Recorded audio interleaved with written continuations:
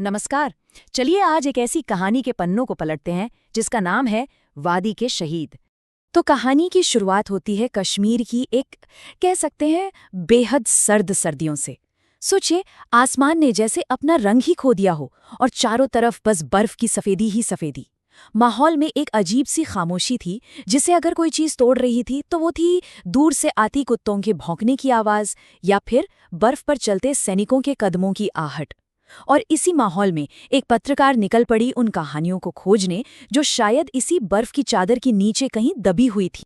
और इन्हीं कहानियों को तलाशते हुए उन्हें एक ऐसी बात सुनने को मिली जो सच में दिल में उतर गई। मैं उसकी कब्र को गले लगा लेती। अब ये शब्द किसके थे, क्यों कहे गए और किन हालातों में कहे गए? यही सवाल है जो हमें इस सफर में आगे ले जाएगा। तो इस पत्रकार का मकसद बिल्कुल साफ था। उन्हें मिलना था उन माओं से जिनके बेटों को शहीद का दर्जा दिया गया था। अब देखिए, कश्मीर के संघर्ष में ये शब्द अपने आप में एक पूरी कहानी है। किसी के लिए वो आज़ादी का सिपाही है तो किसी और के लिए एक आतंकवादी। पत्रकार बस उनके नजरिए को समझना चाहती थी कि इस नुकसान और कुर्बानी के असली मायने क्या हैं। और इसे समझने के लिए ये जानना जरूरी है कि कश्मीर की संस्कृति में माँ का दर्जा बहुत ऊंचा है, बहुत सम्मान दिया जाता है। उन्हें जिंदगी देने वाली, परिवार को सहेजने वाली माना जाता है। एक ऐसी हस्ती जो अपने बच्चों के लिए कुछ भी कर सकती है। लेकिन यहीं पर एक बहुत गहरा, एक भावनात्मक और मनोवैज्ञानिक संघर्ष सामने आता है। जरा सोचिए, उन माँओं का क्या होता होगा जिन्हें इस सच्चाई के साथ जीना पड़ता है कि उनका बेटा किसी की नज़रों में एक हीरो था, तो वहीं किसी और के लिए बस एक और मौत का आंकड़ा। तो इसी संघर्ष को और गहराई से समझने के लिए चलिए मिलते हैं हमारी पहली कहानी की माँ से, अमीना बानो। उनकी लड़ाई किसी शक या अनिश्चितता के लिए नहीं थी, बल्कि ठोस जवाबों के लिए थी। अमीना बानो की जिंदगी त्रासदियों से भरी हुई थी। उनके 2 बेटे भारतीय सेना के हाथों मारे गए और उनका जो तीसरा बेटा था हिलाल, वो पहले तो लापता हुआ और फिर बाद में उसकी लाश जेल से मिली।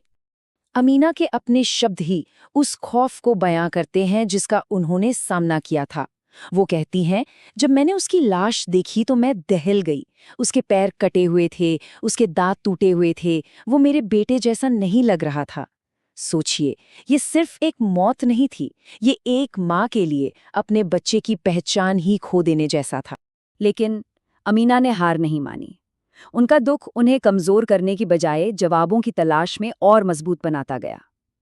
साल 2008 में उन्होंने पाकिस्तान के राष्ट्रपति को एक खत तक लिखा, जिसमें बस एक ही गुहार थी कि उन्हें उनके बेटे की कब्र का पता बता दिया जाए।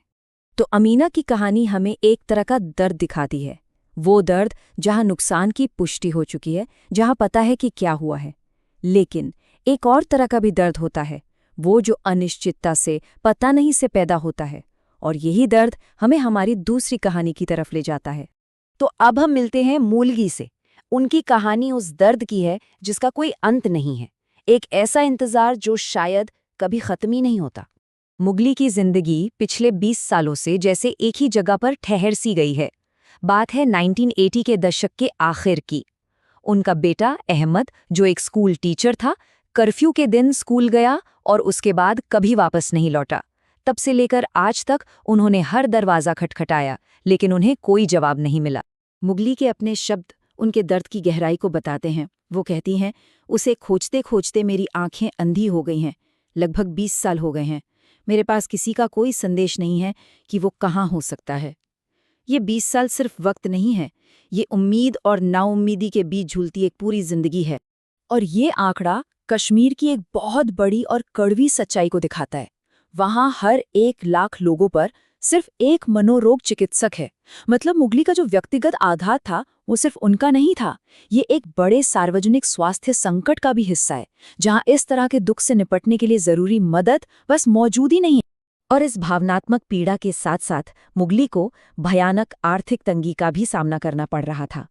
उनकी कुल आमदनी सिर्फ 700 रुपये महीने की पेंशन थी।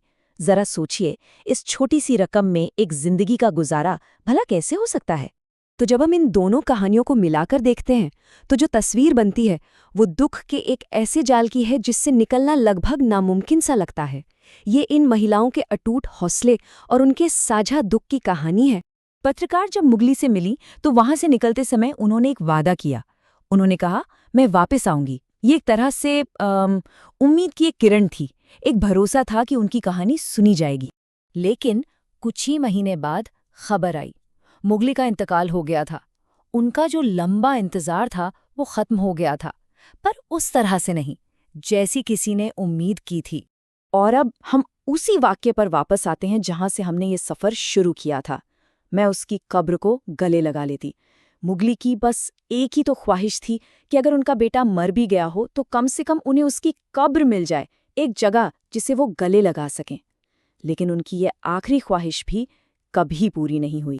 तो आखिर में ये एक बहुत अहम सवाल खड़ा होता है। एक ऐसी जगह पर जहां संघर्ष कभी खत्म होने का नाम नहीं लेता, जहां हर दिन एक नई चुनौती है, वहां जिंदा रहने की यानी सर्वाइवल की असली मायने क्या हैं? शायद इस सवाल का जवाब इन माओं के इसी अटूट हौसले में कहीं छिपा है।